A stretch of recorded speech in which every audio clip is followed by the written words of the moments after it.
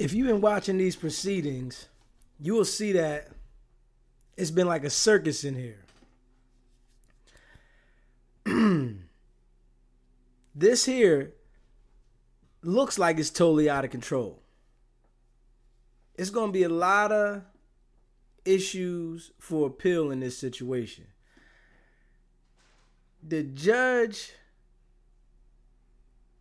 to me, is only paying attention to one side.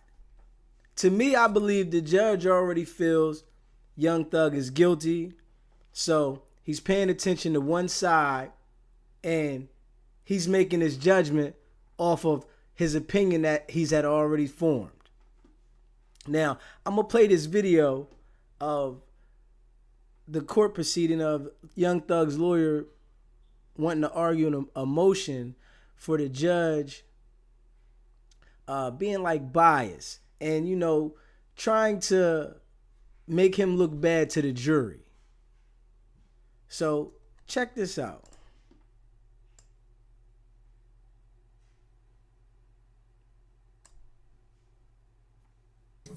This is the second time that this honorable court in front of the jury has addressed me inappropriately and wrongly. Second time. The first time I gave the state discovery of a song from a Super Bowl. Weeks before, there was an objection. You assumed that I didn't give it to the state. I didn't want to embarrass the court. So you were yelling at me and saying, do you understand me? Do you understand me? And instead of saying, do you understand that you're wrong? I sat here and I said, yes, Your Honor. That was to protect the integrity of this courtroom and the court. Now you say in front of the jury how unprepared I am. I am not unprepared for anything. Okay, I have no. I need to make a record. Your Honor, Mr. Steele, wait a second. When you keep delaying, okay, and that's what's happening to the court. You keep delaying and elongating and pushing out these particular our ability to present a seamless case in front of the jury. That's my purview as a judge. And I've asked you a number of times, you and your colleagues on both sides, to go ahead and listen to whatever it is you need to do, prepare me as needed. Now, I asked you those two particular questions because if they turned over the audio to you in discovery and you've listened to them already, then you either have an objection or you don't have an objection. And I was trying to solicit from you whether or not we could just go ahead and just hear it. So you can imagine my frustration because all these little delays just elongate out our presentation in front of the jury. That's for your benefit, not for mine, Your Honor. So that's why I've told you all at various times during this particular case. It's not because I want to embarrass you, Mr. Steele. It's just that I'm trying to kind of keep this thing presented in a way that the jury can listen to it. And the court is wrong. What happened was, let me finish, and I'm making this for the record. What happened is, and I don't get embarrassed by you, but I don't want to embarrass you. I made an objection that some of these jail calls have a third party who will not testify. I objected to hearsay. The state said it explains the effect let me finish. Which call? Which call? These calls, as you... Okay, well then why aren't we taking them up beforehand? The state... He told the judge, I don't get embarrassed by you. I just don't want to embarrass you. Just said, just now, these are the 3 additional calls that they want to introduce. All right. Well, then here's your response. I'm going to give you an acceptable response. Well, I'm going to make my motion. Huh? I need to make my motion. Judge, there's more to this than we need to listen to these calls. Right. Then I would have put, no, you didn't say that though. So I wouldn't have had that opportunity. But that's why I keep telling you this, okay? I mean, like I told you, forewarned judge, a happy judge. All right, so had you just told me up front, Judge, we have not had the opportunity to listen to all of those calls. We've only been able to listen to 2. I want to listen to the other ones. And I've listened to the calls. I know. I don't know what the third one they're trying to do. Okay, well, listen, let me just finish. So you presuppose I don't know what the calls are. Well, I don't know what the third call is because Ms. Hilton, who's professional, said, I'll take a break and I'll let you know what it is. But the other two calls are at a baseball game and at a chicken, they're discussing chicken wings. Or chicken. I understand those calls. There's issues in those calls that you need to address. But I politely make an objection and say, Your Honor, based upon what you told me, which is what you told me, we'll take it up later. I wanted to raise it. You tell in front of the jury how unprepared I am. And let me tell you something. I am not unprepared. I don't appreciate the court telling me that. And you don't, and I asked you, tell the jurors that you were wrong when you admonished me last time. You said you wouldn't do that. This is the second time. And you know what it does to me? I don't care. I'm hurt because you're a court, but I really don't care. Now, he said it's the second time that the judge has done this. And he wanted the judge to instruct the jury that he was wrong for saying it, but the judge wouldn't do it. His pride is in the way. The judge is using his emotional connection to the case to not be fair in the situation. Somehow he's emotionally connected to the situation and he's not being fair with the situation at all because he know he was wrong. But what does it do to Mr. Williams? Mr. Steele, I'm not trying to personally insult you or hurt your feelings, okay? You are a grown professional advocate. I am a grown professional jurist. And people say things to me that border on the lines of I could take action or not. You have certainly said some of those things to me during the trial of this case. I have let them go. So, sir, that's just the trial. That's just the trial of the case, okay? No, but that man's life is here. And you know you're doing a fine job in representing him. Well, but you know what? That's just the way we are right now. But the crux of the issue is, Mr. Steele, and the representatives from the state and everybody else. What happens right now is I have to take a break in order to vet all of these issues, which I'm required to do, Mr. Steele. And that's what is kind of disappointing to me because I have given you all this administrative time, all these breaks to go ahead and do this, and this is what delays the presentation of this case in front of the jury. You know, if I would have done what the state did, and I'm not poking anything at Ms. Hilton, you would have said to me, why didn't you share those calls with him before? You were out all day today. We didn't start court till 1 o'clock. I would have shared them. I know you would have. But the state didn't. I'm not poking fun because I can deal with it. But well, the court then steps but in. here's the problem.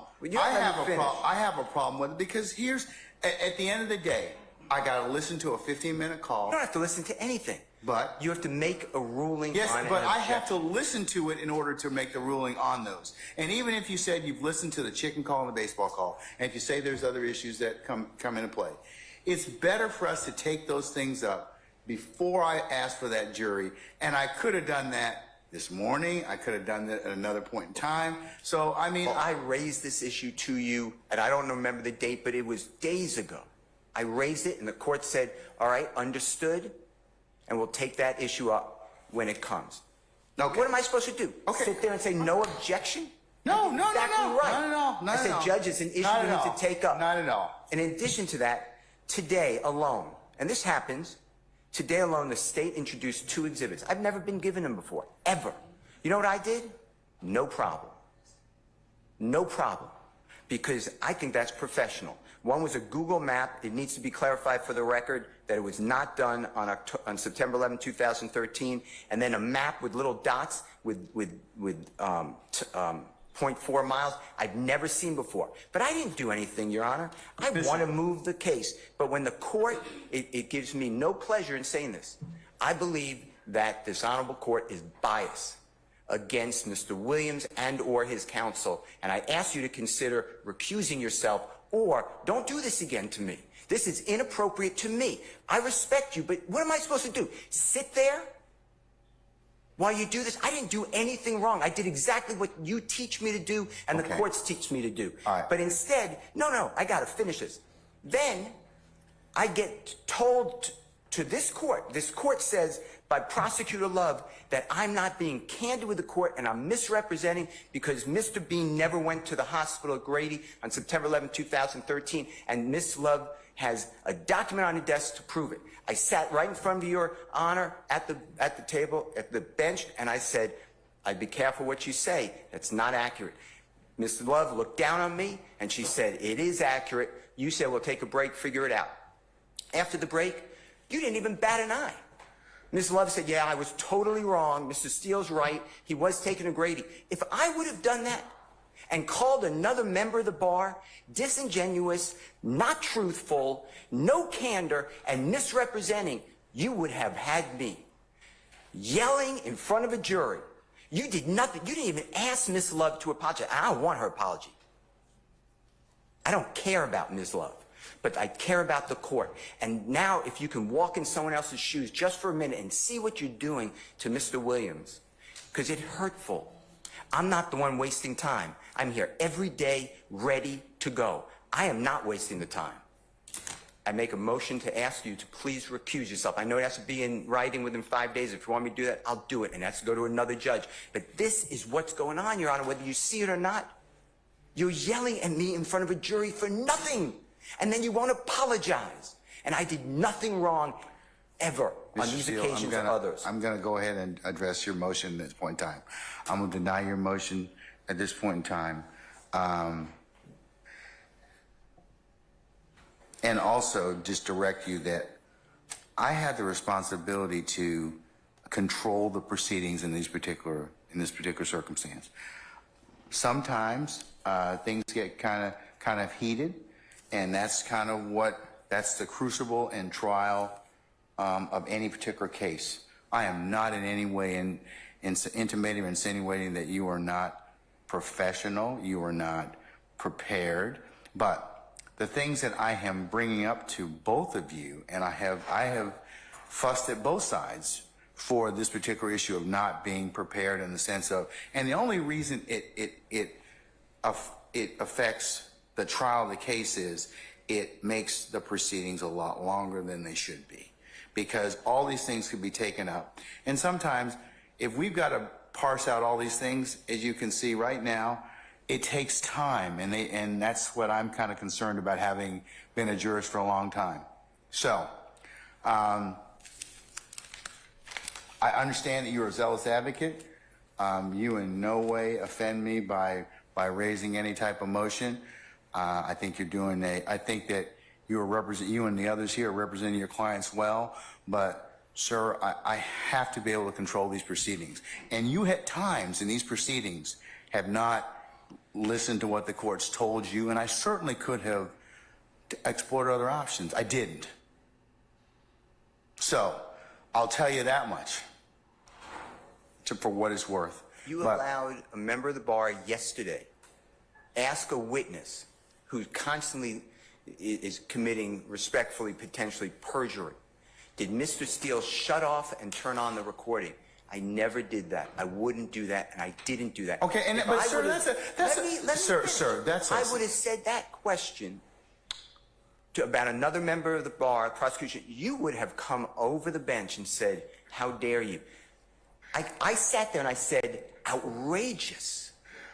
You denied the motion. I think 3 other people made motions to strike or to object. You denied it. Judge, I'm just telling you, the appearance, if not the reality, is not good here.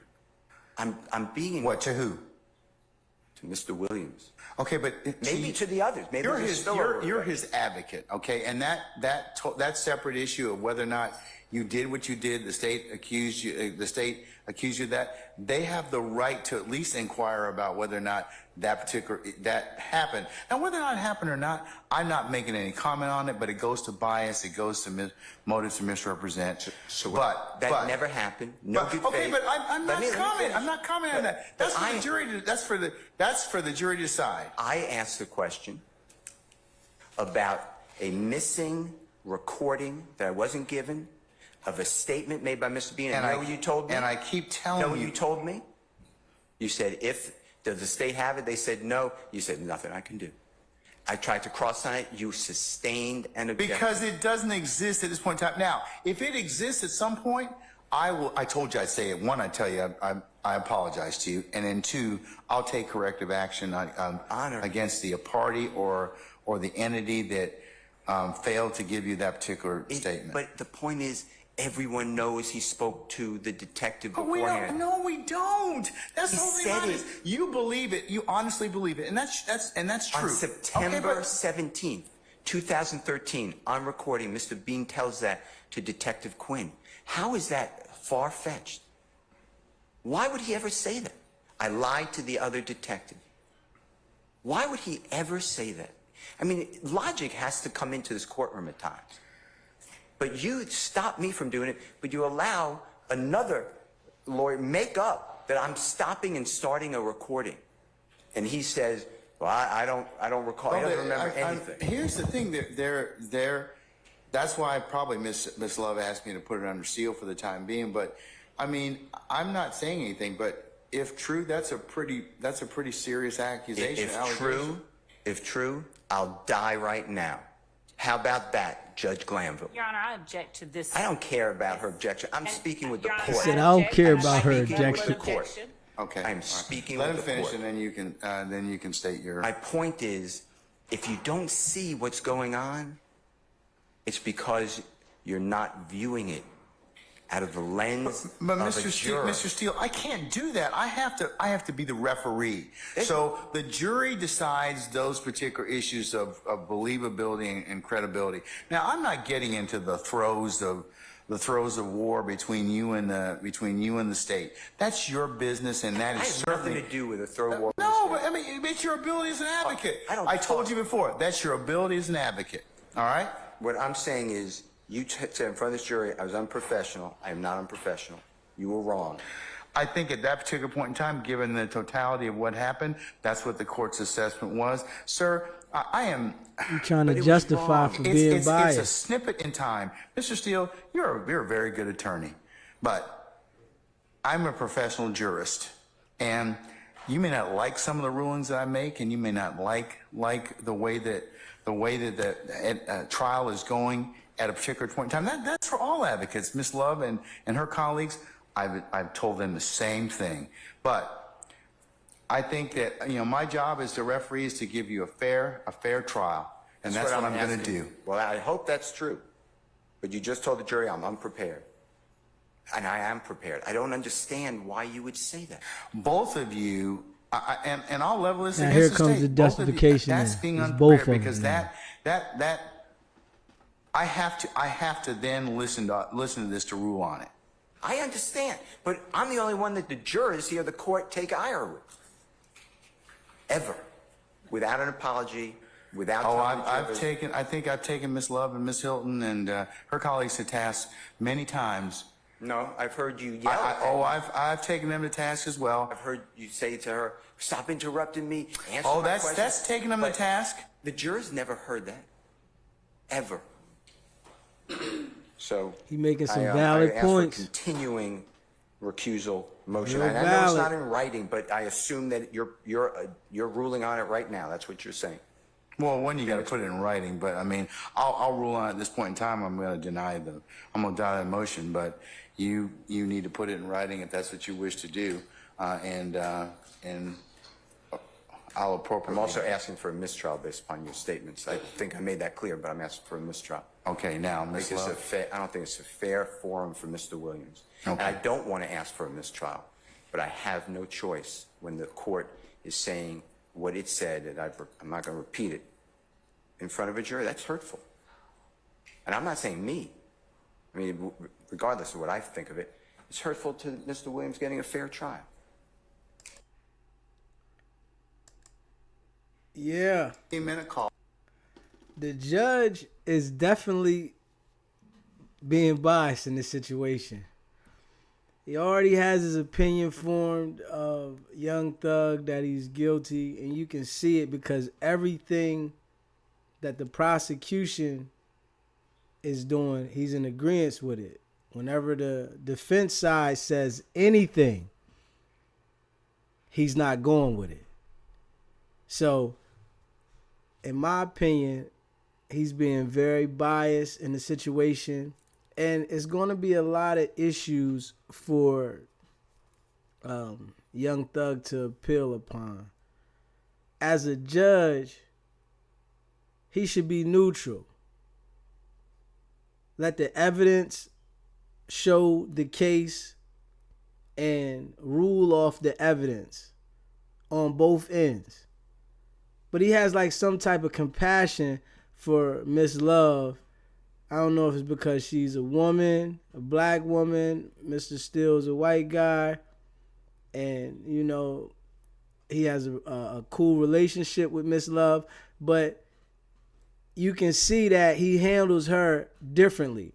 When she makes arguments about certain things, as if Mr. Steele says, this didn't happen this way, and then she says, I object, and explains what she wants to explain in her way, it's like he sides with it. He goes right with it. And I really think that the world is seeing this in 3D. Everybody is seeing that he's biased. When he goes back and looks at some of these videos, he's going to see that his decision making was one-sided. He wasn't being fair. And everybody can see it. But, you know, in life, sometimes when you do certain things and you just got your mind made up, you can't see exactly what you're doing as if other people that's watching you. It's like you're blind to it. You feel that you're doing something the way that you think is correct, but he's not doing this correctly. Because the evidence in certain situations is favoring for the defendants, as in when certain things that they're presenting, where this shouldn't be eligible, as in the recordings. When he let certain recordings come into play that they were recordings with two other people, but it's only one person that's testifying about the recordings. Both people should be testifying about the recordings. It shouldn't be just one person saying. If the other person is saying that they're not going to testify about what was said in the recordings should be inadmissible. They should not be allowed.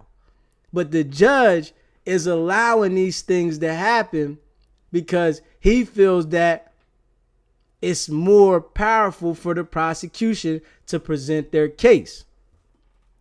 So as you see these things, you can see that he's being real biased in the situation, man. And, you know, I think when he looks back on it, he's going to really see how biased he's been being. Out, Your Honor. He did it. There's a total of 28 times where he does something like that. Literally, he says, "Do you remember explaining that that what you were referring to is at the hospital, that the police were telling us to lie, put thug in it, when you talked to Detective Lewis?" Okay, but that's... So when he says, "Do you remember a thing that there's no evidence took place," he is asserting that, one, it took place, and then asking the witness improperly in front of the jury. Did he ever talk to Detective Lewis? No, that's just what I'm telling you, Your Honor. And then Mr. Steele gets here and says to you all this stuff and still never shows you anything to suggest that Adrian Bean talked to Detective Lewis. Okay. She used that certain kind of pitch and Mr. gets Steele, you the want to respond to that judge because that's critical to me. to I mean, it's side critical with in her the sense ASAP. that if there was no conversation between the two of them, then that would assume facts, not in evidence. Hold on, I'm asking Mr. Steele a question now. Just hold on, Miss Love. Okay. See how he deals with her with care. Miss Love gets dealt with care. On the recording that you just heard at the beginning, the first couple of minutes, and I don't have the time in front of me, it was not shown on the screen. Mr. Bean said when he spoke with the detectives or the authorities, whatever his words are, at the hospital. That's what he says. Okay, but here's her beef. If you'd have said, "Who'd you talk to?" And he said, "I talked to the detective." Well, was it Detective Lewis? Was it Detective Quinn? Was it Detective whoever? What I think that the question assumes is that he did in fact talk to Detective Lewis, and he didn't. I don't know if that's true. Well, I'm not conceding that. Well, I'm going to tell you that I haven't heard anything that would indicate that's truth. Yeah, well, That you have a good faith basis to ask that. You haven't heard anything of who he spoke with. That's my point. That's the point. But you all can't. But you two, neither one of you can proffer that. Judge. It's not proper, Mr. Steele. No. Listen. It's not. It would be a violation before me for you to put that in front of this jury. You're not letting me finish.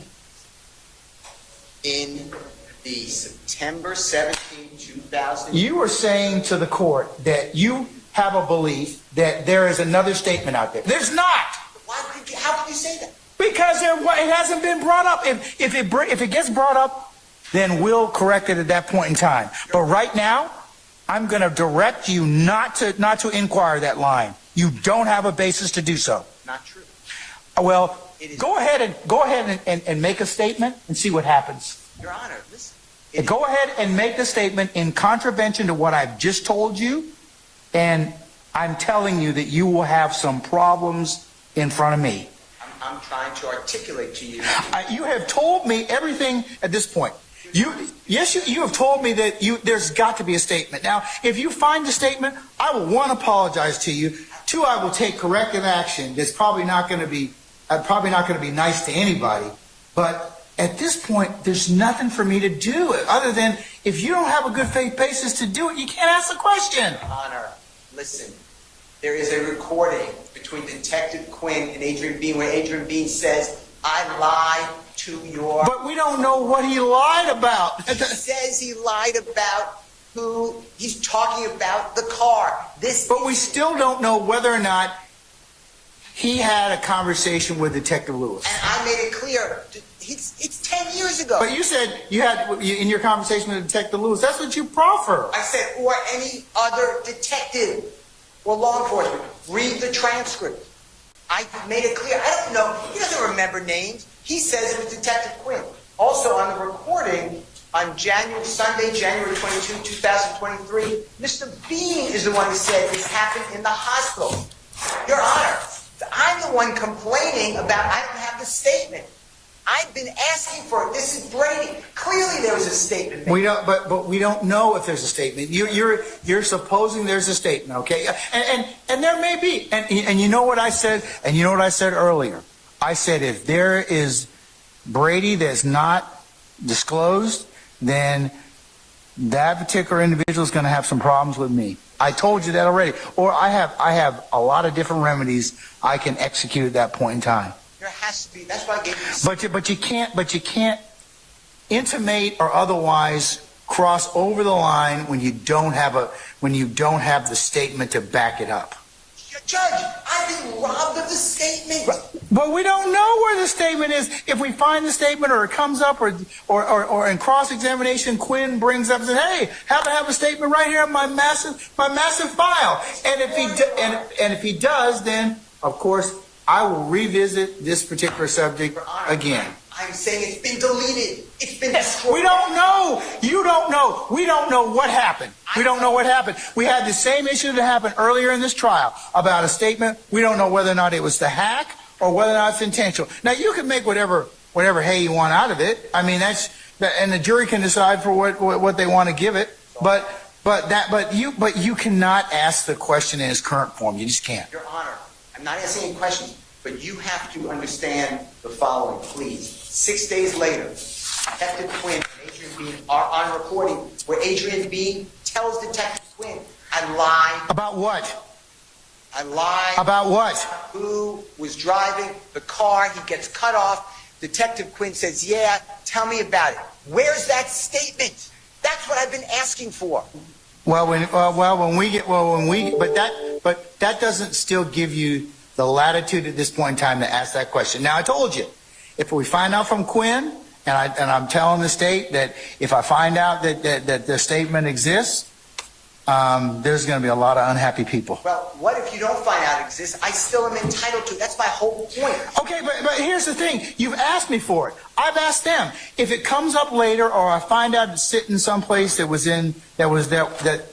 was in possession of the state, pursuant to case law and definition, then we'll have some problems. I understand, but you're asking when you have to find the statement for. I'm telling you the statement was made. It doesn't work that way, Mr. Steele. I'm sorry. It does work that way. No, it does not. Yes, it does. No, it doesn't. And you haven't presented any case law to tell me how to do that. And I'm telling you, as the judge presiding over this case, if you do that, it's misconduct. I'm not doing anything. I'm telling you right now. I don't know what you're telling me. I'm not. I am telling you, you have no good faith basis at this point in time to ask that question right now, or to intimate that. I didn't ask any question. You are listening to the district attorney Love. I'm ready to cross-examine. I'm going to play the recording you just heard. This gentleman tells me on recording that he was at the hospital speaking with law enforcement. I want that. It is backed up because on recording, 6 days after the crash into that side of the building, Your Honor, Detective Quinn and Mr. Bean are talking about the statement that Mr. Bean made prior. I don't have it. And when the court asked me, well, you got to find it, or if I find it, it wasn't given over. Then we'll have some problems. Then we'll have some issues. I have some issues now. I've been begging for it. The state's supposed to give this. Let me ask, hold on, Mr. Okay, stop for a second. Ms. Love, have you inquired of Detective Quinn where this other statement may be? Judge, that's just it. Mr. Steele is literally manufacturing evidence. There is no other statement. I have asked whether or not there was a statement. I asked Tracy Lewis at the hospital. Let me be real clear, because he keeps conflating stuff. Adrian Bean never told Detective Quinn that he made a statement at the hospital. I have his transcript. Okay, but we don't know where he made the statement, and also he's lied. So we don't know what he lied about either. Your Honor, to be very clear, there's no statement. I have asked Detective Lewis. They can ask Detective Lewis. She never talked to him. Okay. Detective Quinn, who is the only person, it's not just police, the only person Adrian Bean asserts to Brian Steele in this recording that he gave us, this 10-minute recording, he said, I spoke to Detective Quinn. It's obvious that he didn't speak to Detective Quinn at the hospital, because the first time he met Detective Quinn was September 17th when he pulls him in for the interview. Literally. Mr. Steele is manufacturing something. So when the court is even asking me, okay, do you know where this statement is? Assuming that there's not a statement. There is no statement. There's no evidence. That's the problem with Mr. Steele asking questions the way that he asked them. He is assuming facts that are not in evidence. And he is usurping the jury's province and their ability to discern and weigh evidence, because he is injecting assertions into his questions about things that don't exist. Similarly, he says, do you recall explaining that you made calls from the Fulton County Jail that you knew were being recorded to support your lie to the police that Jeffrey was involved on September 11, 2013? That's what he asked the witness. You heard the interview. He doesn't say that anywhere in that interview. This is the kind of manufactured evidence Mr. Steele keeps putting in front of the jury. He never said that during the interview, yet that's the question. That's the question Mr. Steele asked Adrian Bean on the stand. Nothing like that ever happened. And during his cross-examination of Adrian Bean, the cross-examination is replete with examples just like that. There is no statement. He can't sit there and say there has to be a statement and then ask the question as if there is one, because that's improperly asserting to the jury something that isn't factual. There's no evidence of it. So to answer the court's question, of course we have asked who spoke to whom. Did Tracy Lewis, did you speak to Adrian Bean? Tracy Lewis, I talked to Walter Murphy, and I put it in my report. I made a report of that. Calhoun, did you talk to Adrian Bean? I talked to Frederick Prothro. Here's my recording of that. Detective Quinn, and then this idea of destruction of evidence, that is the fallacy that is getting thrown around. That's the problem with asserting facts not in evidence. That's the problem with them being allowed to ask those kind of questions. Do you destroy evidence? Nobody has said anyone destroyed any evidence. Eduardo Navarro Flores said he heard that Detective Quinn had erased the interview. Well, then why all throughout Detective Quinn's report does he refer to the lie that Eduardo told in the first place? How is that destroying evidence? But they're trying to create a narrative for the jury of things that don't exist. A narrative that somehow the state destroys evidence. There's been no evidence, no suggestion that the state has destroyed any evidence, but they're going to ask it a million times. So that's what Mr. Steele is doing with this whole statement at the hospital. He's going to ask it a million times. So the jury's sitting there going, well, where is it? And then in the end, $100 says that he gets up there and says, they destroyed the statement from the hospital, knowing he has no evidence that one even exists. With Detective Lewis, and certainly not Detective Quinn, who is the only person Adrian Bean tells Mr. Steele, at least in the portion of the recorded interview he gave me. I don't know what else he told. I don't know what Mr. Steele told Adrian Bean. But it's obvious that he's leading him through the interview that the court heard. And even being led, Adrian Bean does not let up on his assertion about Detective Quinn. Mr. Steele tries to get him to change it. You mean somebody else, other police, no, just Detective Quinn. So this idea that he has a right to ask questions that assume things that are not in evidence, that he has not put in evidence, that he cannot expect to be put in evidence, is ludicrous. And to assert that the state is trying to hide something because he wants to taint the jury's mind, taint the fact finders with falsehoods, and somehow, I guess that's the way he wins cases. I don't know. But, Your Honor, I'm flabbergasted. The number of times he asked Adrian Bean questions that assumed facts that are not in evidence is just staggering. It's just staggering. I'm simply asking that Mr. Steele be precluded from asking those kind of questions.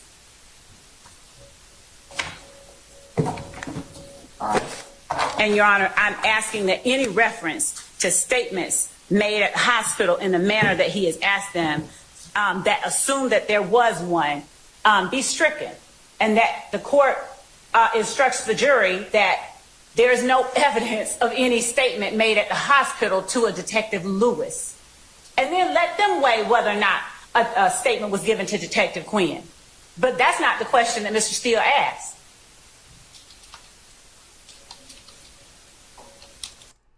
So now if this recording comes up, she's going to have an explanation about where it was at. You know, she's going to have a reason why it wasn't with the evidence. You can already tell. And then she speaks to the judge, and the judge just sympathizes with everything she says and just takes her side as if she's never done no wrong. And you could just see it. Like, the judge he's the worst, man. The system is designed to railroad you. You think that it's a fair proceeding. It's never fair in their system. It's their game. You are the outsider, and they're going to play their game their way. It's just in some situations, you might find out how to fight through their game, and they don't like that. They don't like to lose. So they do anything in their power to win. It's a numbers game. It's not about right or wrong to them. They could be dead wrong, but they're trying to secure a victory. This looks good on their jacket. So when things look good on their jacket, they're not worried about if they're right. Did I present my case whereas though I can persuade a jury of 12 people to say that my case was solid, guilty? That's what it is. And that is their intentions. So she might know if there's a tape somewhere. She might have an idea that it could be a tape somewhere. But she's not going to come out and say, okay, here it is, especially if it doesn't help her position. What trouble is she going to get into? All she going to do is tank the case, but she's not going to get no trouble. So they know that there is no real punishment for doing certain things. So they play those type of games because they know that what consequence am I going to face? What's going to happen? The case going to get lost? If I present this, I might lose the case anyway. It might not go my way anyway. So I might as well keep this out of the situation to benefit my case. I got to make sure I win this. That's the goal. If I'm wrong or I'm right. Prosecutors are heartless when it comes to knowing if they're wrong. They don't care. It doesn't help their numbers if they show that they're wrong. They want to win, man. And they're going to try to win by any means necessary because it's their game. They lay the foundation for the game. You got to go off of how they play the game to get a win. And you got to make a jury believe what you want them to believe as well as they do. And then in these situations here, they have a jury of people that are going to sit on the trial for a whole year. These people don't got no job. Their thinking ability is probably at an all-time low. So you're throwing all this information at people that probably really don't have anything going on in life. And you want them to assess all this information and come up with a decision on people's lives. That there alone should let people know that the game is not fair. No education, probably. I can guarantee that. Because somebody that has things going on with their life, they're going to come up with a reason why they can't sit on this type of jury. Trust me. Who that has things going on want to sit and judge someone else's life for months in and months out for peanuts? You're not getting anything. You want to sit here and judge someone else's life for what? When the same type of behavior that they're trying to prosecute is still going on all around that area, all around the world. But this one person, for them to get the validation, you going to sit there, if you got something going on, it makes no sense. And I'm going to be real honest with you. You can see it.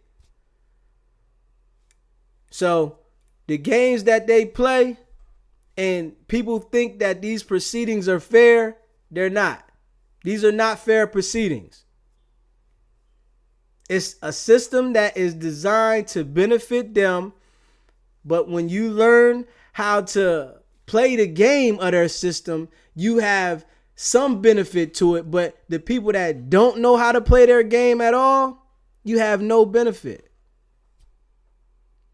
You are subjected to how they want to handle you. And that's what's going on. So I just think the judge is real biased in the situation. And, you know, Thug's lawyer is asking for the judge to recuse himself. And, you know, he's got a lot of appealable issues in this situation.